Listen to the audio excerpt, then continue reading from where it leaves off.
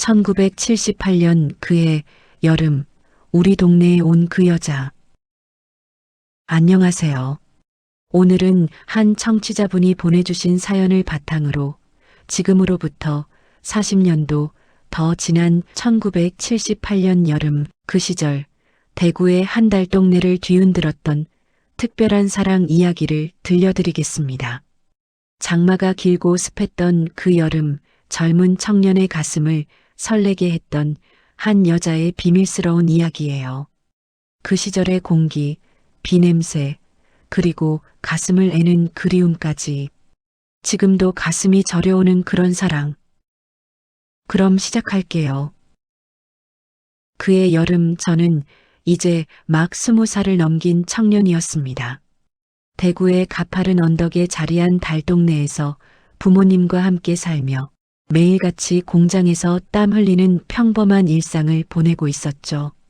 장맛비가 유난히 길고 끈적하게 이어지던 7월 어느 날 골목 끝에 오랫동안 비어있던 낡은 집에 서울에서 내려왔다는 한 여자가 들어왔습니다. 그 순간부터 동네 전체가 미묘한 긴장감으로 물들었어요. 동네 사람들은 그녀를 서울서 온 과부라고 수군거렸습니다. 짧게 파마한 머리, 짙은 갈색 립스틱이 선명하게 돋보이는 입술, 그리고 그 시절엔 드물게 몸에 꼭 맞는 원피스를 입고 다니는 그녀의 모습은 마치 먼 도시의 바람처럼 신선하고 위험하게 느껴졌어요. 저런 여자가 왜 여기 왔을까? 이웃 아줌마들은 혀를 차며 못마땅해 했지만 젊은 남자들은 하나같이 그 골목 끝을 슬쩍 기웃거리기 시작했습니다. 저도 예외는 아니었어요. 가슴이 이유 없이 두근거렸고 밤마다 그녀의 모습이 머릿속을 맴돌았습니다. 그녀의 이름은 연희 씨. 25살. 아직도 그 처음 봤던 모습이 생생합니다.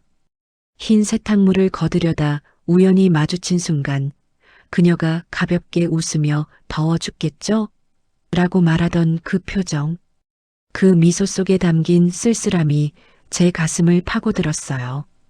그날 이후로 저는 매일 특별한 이유 없이 그 골목을 배회하게 됐습니다.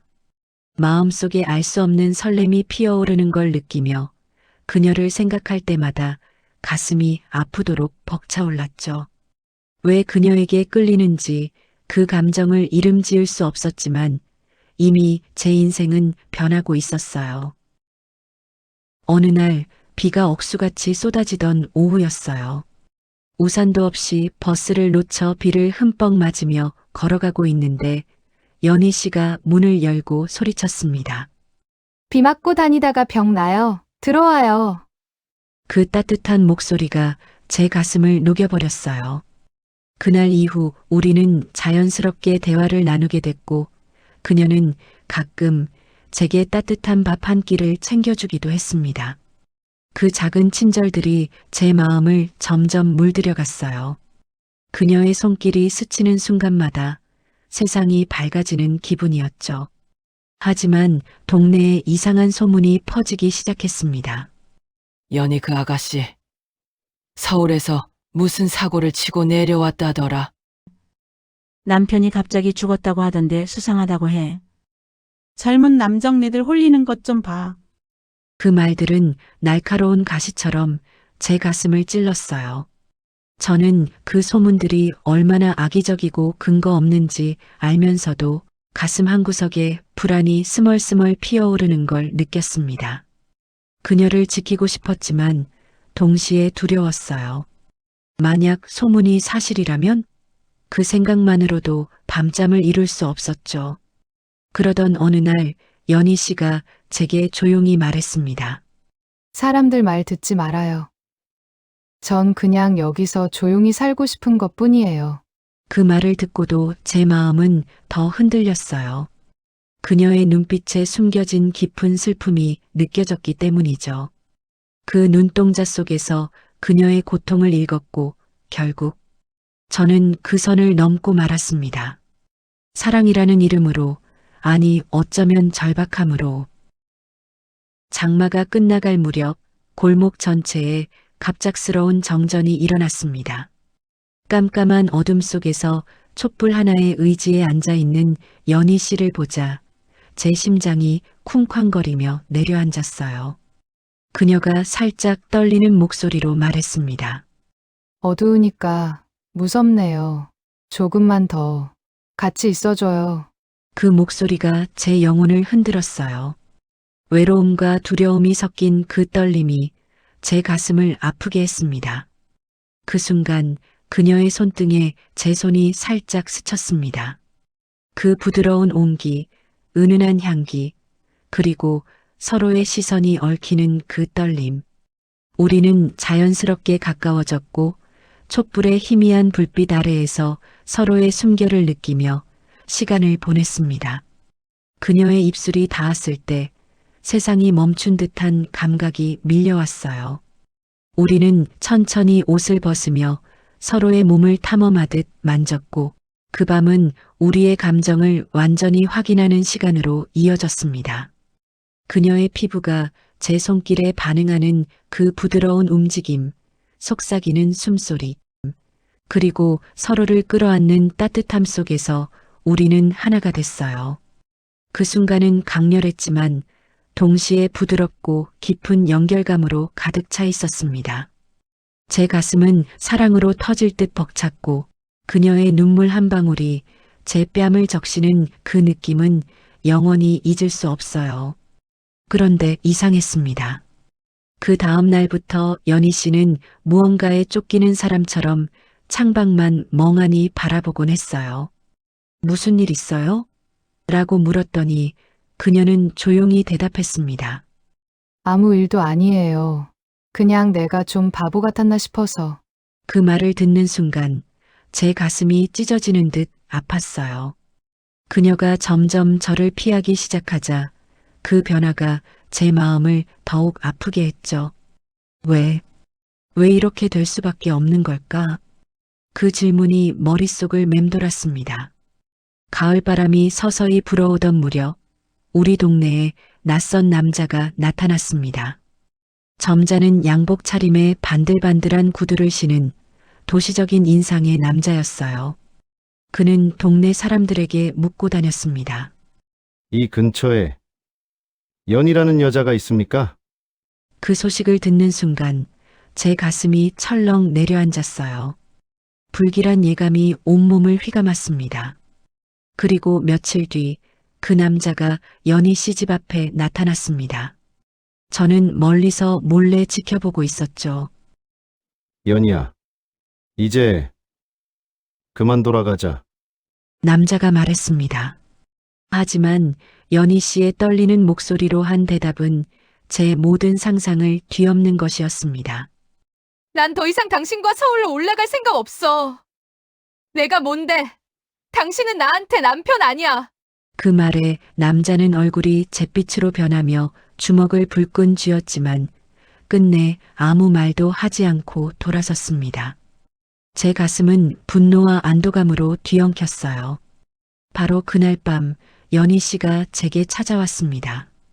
그녀의 눈에는 눈물이 고여 있었고 그 모습이 제 영혼을 갈기갈기 찢어 놓았어요. 저 사실 과부 아니에요. 그녀는 떨리는 목소리로 모든 걸 털어놓기 시작했습니다. 서울에서 고급 다방에서 일했었는데 그중 단골 손님에게 스토커처럼 집요하게 쫓기고 있었다고 해요. 심지어 강제로 결혼시키려고 하자 결국 도망치듯 대구의 이 달동네로 내려온 거였습니다. 그 이야기를 듣는 내내 제 가슴이 미어지듯 아팠어요. 그녀가 얼마나 고통받았을지 그 외로움을 상상하니 눈물이 흘렀습니다. 미안해요. 저 때문에 당신까지 이런 일 겪게 해서. 그녀의 목소리가 갈라지며 나왔어요. 난 상관없어요. 같이 도망치면 돼요. 제 목소리도 떨렸습니다. 하지만 그녀는 고개를 저으며 말했습니다. 아니에요. 이런 지난한 인생에 엮여선 안 돼요. 그 말은 칼처럼 제 가슴을 파고들었어요. 그녀는 그 말만 남기고 다음 날 아무 흔적도 없이 사라졌습니다. 그녀가 살던 방은 텅 비어 있었고 제 마음도 함께 비워진 듯 했습니다. 그 빈 방을 바라보며 저는 하염없이 울었습니다. 왜 그녀를 붙잡지 못했을까? 그 후회와 그리움이 제 인생을 영원히 바꿔놓았어요. 연희 씨가 사라진 그날 이후 제 인생은 완전히 변해버렸습니다. 빈 방을 바라보는 그 순간부터 세상이 색을 잃은 듯 했습니다. 매일 아침 눈을 뜰 때마다 그녀의 빈자리가 제 가슴을 후벼 파고 밤이 되면 그 밤의 기억이 꿈속에서 되살아나 고통을 더했습니다. 동네 사람들은 그 여자 결국 도망쳤구나 하며 혀를 차고 지나갔지만 저는 그 소문조차 무시한 채 그녀를 찾기 시작했습니다. 대구역에서 서울행 기차표를 끊고 그녀가 살았다던 그 근처를 헤매며 묻고 다녔어요. 연희라는 아가씨를 아세요? 25살쯤 된 여자요. 하지만 돌아오는 대답은 언제나 모르겠는데요. 뿐이었습니다. 서울은 제게 너무 컸고 낯설었습니다. 그 거대한 도시에서 그녀를 찾는 건 바늘을 찾는 일처럼 느껴졌어요. 낮에는 공장에서 일하며 돈을 모았고 밤에는 골목골목을 돌아다니며 그녀의 그림자를 쫓았습니다. 가끔 그녀의 미소가 떠오를 때면 가슴이 터질 듯 아팠습니다. 왜 그녀를 붙잡지 않았을까? 왜 그날 밤 더 강하게 말리지 않았을까? 그 후회가 제 영혼을 갉아먹었습니다. 몇 달을 수소문해도 알 수가 없어서 결국 동네로 돌아왔지만 마음은 여전히 서울에 머물러 있었습니다. 부모님은 그만 잊어라. 내 인생이 있잖아라고 말씀하셨지만 쉽지 않았습니다. 그녀는 제게 처음이자 유일한 사랑이었으니까요. 시간이 흘러 1980년이 되었습니다. 저는 이제 공장에서 벗어나 작은 상점을 차리고 안정된 삶을 꾸려가고 있었어요. 하지만 마음속 그리움은 여전했습니다. 그러던 어느 가을날 우연히 대구 시내에서 그녀를 닮은 여자를 봤습니다. 심장이 멎을 듯 했습니다. 가까이 다가가 보니 정말 연희 씨였어요. 그녀는 여전히 아름다웠지만 눈가에 피곤함이 스며들어 있었습니다. 연희 씨, 제 목소리가 떨렸습니다. 그녀가 돌아보는 순간 세상이 멈췄어요. 우리는 근처 찻집에 앉아 이야기를 나눴습니다. 그녀는 서울로 돌아간 후 그 사람을 피해 다른 도시로 옮겨 살았지만 결국 대구로 돌아왔다고 했어요. 그 남자가 포기하지 않아서 그냥 여기서 조용히 지내기로 했어요. 그녀의 목소리는 여전히 부드럽지만 그 안에 담긴 피로가 느껴졌습니다. 저는 용기를 내어 말했습니다. 나랑 같이 살자. 도망치자. 어디든. 하지만 그녀는 고개를 저었습니다. 당신은 이제 당신만의 삶이 있잖아요. 저 때문에 망치지 마세요. 그 말에 제 가슴이 무너졌습니다. 그녀의 손을 잡으려 했지만 그녀는 살짝 피하며 일어났어요. 미안해요. 그때의 우리는 그냥 추억으로 남겨둬요. 그날 이후 그녀를 다시 보지 못했습니다. 그녀가 준 작은 편지 한 장만 남았어요. 당신을 사랑했어요. 하지만 우리 사랑은 이 세상에 맞지 않아요. 행복하세요. 그 글씨를 보며 밤새 울었습니다. 왜 우리의 사랑은 이렇게 엇갈릴 수밖에 없을까? 그 질문에 답은 없었습니다. 수십 년이 흘렀습니다. 이제 저는 늙은이가 되어 그 달동네를 떠나 조용한 시골에서 살고 있어요. 아내와 아이들이 있지만 가슴 한구석에는 여전히 연희 씨가 자리 잡고 있습니다. 가끔 장마철 비가 내리면 그 여름의 기억이 되살아나 가슴이 저려옵니다. 그녀는 어디서 어떻게 살고 있을까? 행복할까? 그 생각만으로도 눈물이 납니다. 결국 우리의 사랑은 이루어지지 못했습니다. 세상의 벽, 소문의 가시, 그리고 각자의 운명이 우리를 갈라놓았어요. 하지만 그 사랑은 제 인생의 가장 밝은 별이었고 가장 깊은 상처였습니다. 지금도 그 여름을 떠올리면 가슴이 설레고 아픕니다. 연희 씨, 당신을 영원히 그리워할게요. 재미있으셨나요? 구독 한 번만 눌러주시면 영상 제작에 큰 힘이 됩니다. 감사합니다.